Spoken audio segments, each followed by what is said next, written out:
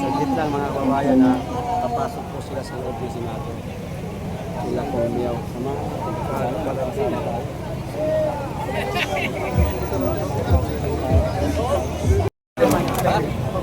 Basta ikaw magkuha. Dito na rin po si dating Congressman Mike Defensor. Sa ating bagong Senate President, Senator Alan Peter Cayetano. Congratulations kay Senator Bato at sa bagong Senate Majority ngayon. Sure win na sila sa 2028 at sure win din tayo sa 2028 dahil Duterte 2028 tayo. Hindi natin hayaan manakaon ulit tayo ng flood control.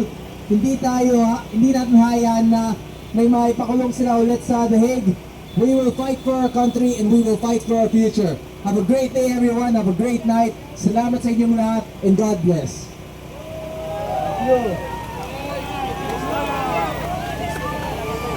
Mabuhay po ang ating napaka-sipag at napakatulungin at susunod na kung pwede lang, Senador! Gawin natin number 1! Sa 2028, gawin natin number 1! Senador, miyaw ng Cavite! Lagot kayo mga buhaya! Senador, pwede magkain! Mahal niyo kami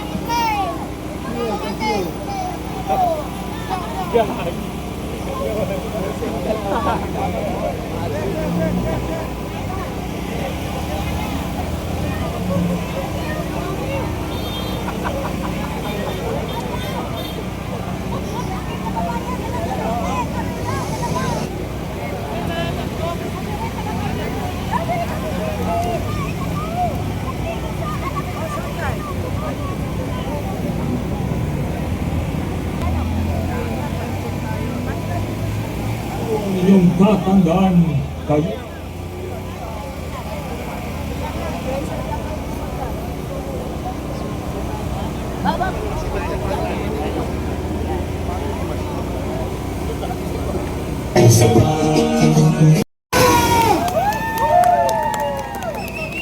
Okay, palabakan natin.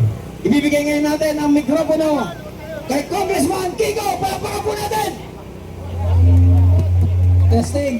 Ni Senator Bato de la Rosa, kaya nandito tayo para tumahimik po ang lahat. Huwag sanang maulit yung mauulit. Sana po hindi po magkakaroon ng tinatawag nating martial law.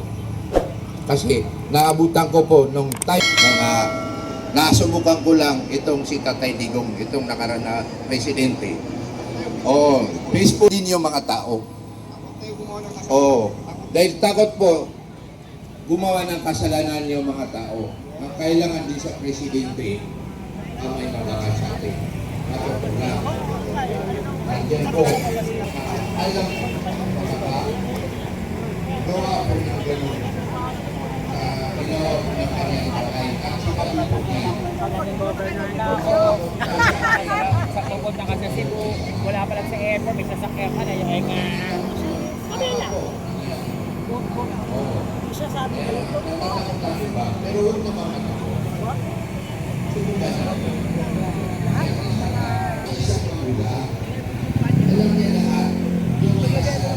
Pero ang tuloy natin sa kanila ay makakita natin sila. Diba?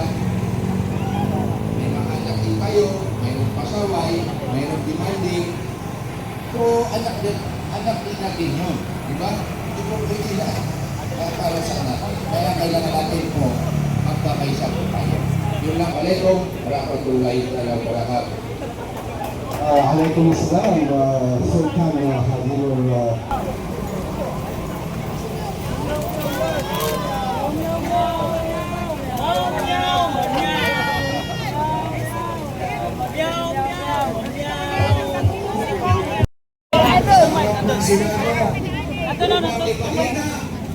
Ang ating suporta, hindi lamang ay Senator Bato. Kung hindi, ito po ay upang ang ating protektahan ng ating soberanya, lalo na po ang karapatang pantao, lalo na po ang rule of law. Dahil sinasabi, kung ang isang Pilipino ay may pagkakasala dito sa bansang Pilipinas, dapat lamang na ito ay tingin at panagtan dito sa ating bansa. At ngayon mga kababayan, meron po tayong panauhin. Nandito po ang pusa ng Kongreso, Congressman Kiko Mario Barsaga. Yan, hinihintay niyo po siya. Namin mga Muslim!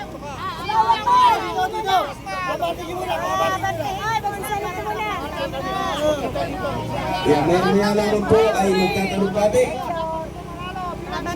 ang ating magiting na kabataang Congressman Kiko Barsaga. Daming sinator natin, sinator!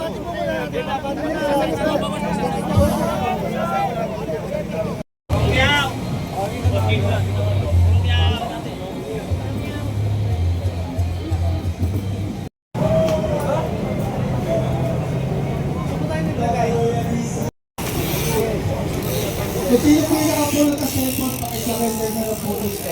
Huawei.